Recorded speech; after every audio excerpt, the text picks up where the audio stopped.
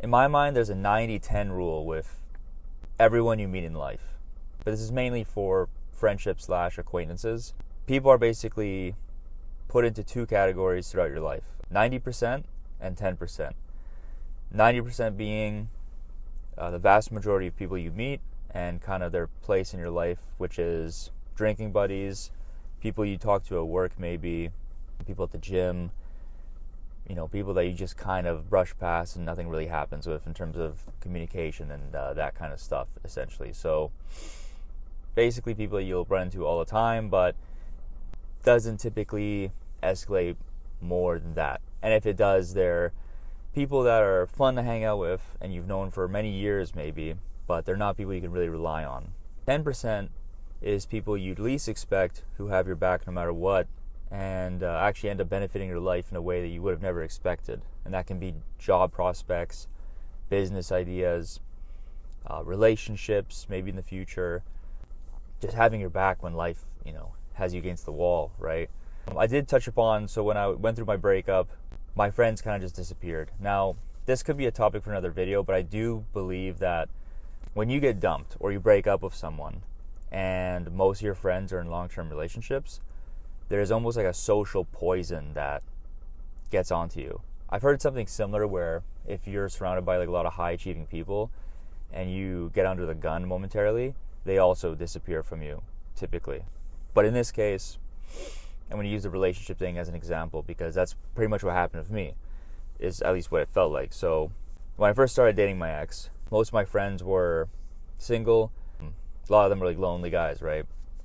And then it changed, right? So I was the guy that was in a relationship.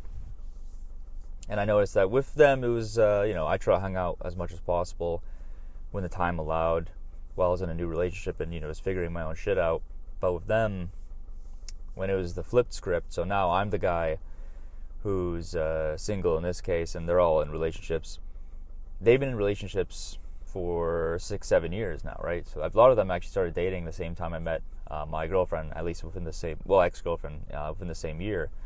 They obviously are building a life with this person, but I do believe there's like a social poison that like connects you after you're dumped, because it's like those people disappear off the face of the earth, Like how I mentioned where I invite people to visit the city, they wouldn't come by. Very, very rarely had time to hang out, or even they never really checked in knowing what I was going through, right? So, and all these guys I'm mentioning here are guys that I've known for 8+ years, 10+ years, right, since high school. And this is like one of that 90% rule where I don't think they're bad people per se, but it just goes to show like that even as small of a distance that I mentioned in the last video, which was 2 hours between their city and my city, 2 hours was enough for a friendship to basically be impacted in a way that I don't really feel close with them anymore as I did like a year previously, right? And I would say as most people you meet, unfortunately, like most people you meet, they're not bad people, but they got their own lives. They're vulnerable to the same sins that all humans are, right?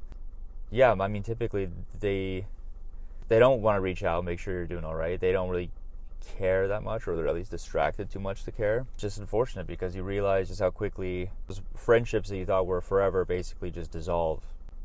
So I've moved back to this city this is the city that they live in for about a year. Yeah, no, it's definitely, stuff's changed. It's definitely not the same like it used to be. And the worst part is when you try to express how you're feeling emotionally. Talking about your emotions is like talking about politics with a lot of people in Canada. They just look at the ground and wait until you change the subject. They just don't want to hear it. So that's like that 90% people, right? The 10% is guys that I mentioned you never expect would have your back and like support you in ways you could never imagine, right? So what I mentioned, I started doing stand-up again after the breakup in the last video. I met a couple guys who I've only known for a year, maybe. And those guys that I met for a year were supportive the whole time, reached out consistently week after week, making sure I was doing all right. And then one of them hooked me up basically with a apartment lease, like he as a reference, and he also hooked me up with a job. And this is a guy I've known for not even a full 2 years, maybe less. And he did that for me just because. And after that happened, it just changed my perspective on friendships, on just like people, and like how much you actually matter to people, right?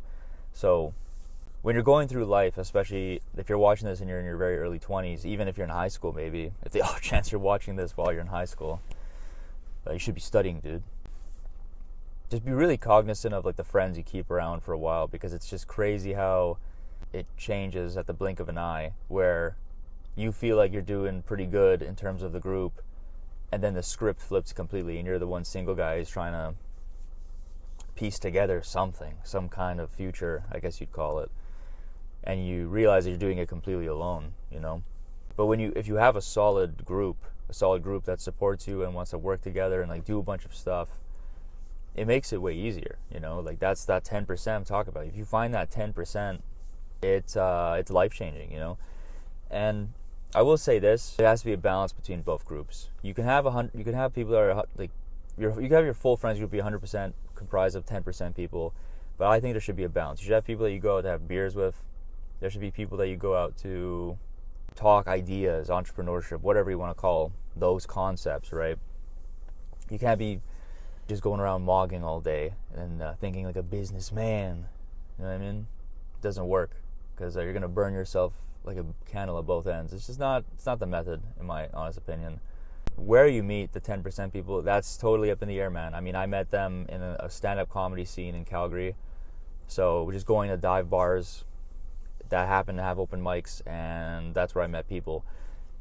The thing is, though, you got to treat it carefully, because you can't just go to places hoping to meet people that can help you or meet people that you think will support you. You got to go to places where you think you'll meet like-minded people. That could be anything. Language exchange clubs, comedy shows, doesn't really matter. It may be the gym, even. I don't talk to anyone at my gym, so that could be good for you. Yeah, I guess if there's one thing I would say, just really, really analyze your friendships, man. Realize like which people actually care about you, which support you, and all that kind of stuff. Yeah, that's pretty much it. Peace.